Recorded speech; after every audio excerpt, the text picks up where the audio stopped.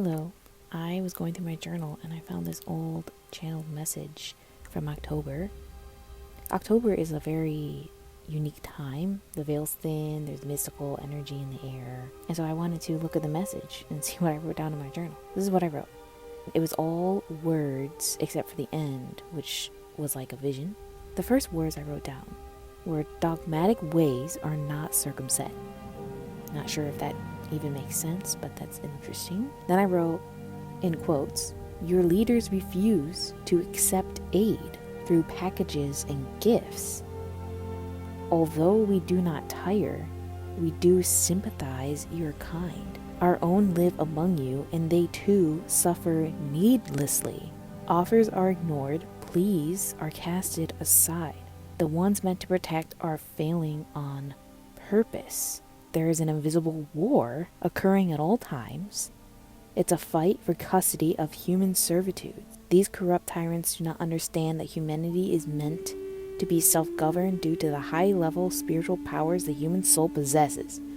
Now that's interesting, because I channeled this from them, but it really resonates pretty strongly with some of the issues occurring in the world right now. So the next thing I wrote says, welcome bright sun, the nickname for a star seedling. It says, please remember always you are not living on the planet. You are a piece of the planet itself. You will always heal by the planet's medicine, and you are never alone when lost in your path. Every day is part of your mission. By being authentic in all that you do, you serve your ordained purpose to help humanity as they struggle in their formative years to join galactic peace. That is a really special message, and although they said it to me, I feel like when I wrote it down, I had every intention to share it out to others, and I just happened to lose this in my journal among many journal entries because I journal often, so I'm glad that I got it out now. The next thing I wrote down a couple random words. I wrote down organization, as in like there's an organization that I witnessed. I wouldn't say this was like some galactic leadership thing, but it is giving Star Wars. So let me just say what I saw. I wouldn't say it's like some organization that's trying to take over the universe, but it's definitely some sort of like peaceful organization. This is what I wrote. I said, I sat and I watched. There was a large coliseum filled with light beings and orbs. They were gathered to hold an election vote. It was a change in leadership. The voting process was instant.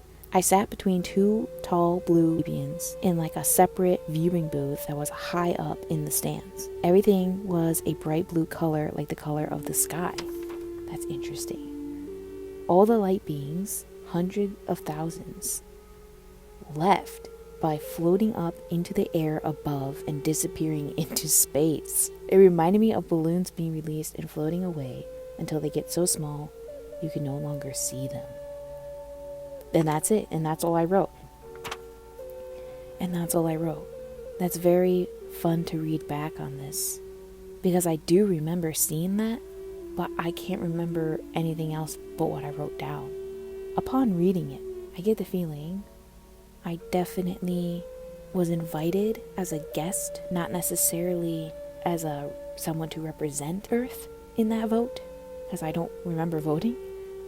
But maybe it's like a vote of the heart, you know, because your heart is stronger than your mind in a lot of things, in a lot of ways. So maybe that's why everyone was in their pure energy form as these orbs, because they weren't voting on something with their minds, they were voting on something with their hearts. And that's also why it was instant, because what you feel is what you feel. So I wonder if that's kind of the concept here, that we voted with our hearts. And maybe that's why I don't remember making a choice in the vote. And I also don't know what they voted on, because it just says a change in leadership. I don't know what that would entail. If I think about it, the first thing that comes to mind is a leader who is only leading. You know how if there's like a group of 50 people, not everyone can be the first in line of the group of people, right? There's one person you designate to be the first. And I think that's what they were voting on, is who's going to be the first. That's what they voted on. Very interesting. that was the message. I'm not sure if I was supposed to say this in October, but I'm posting it now, and it might just be something that is indicative of the future in 2026. But I guess we'll have to wait and see. Love, light, peace, 333.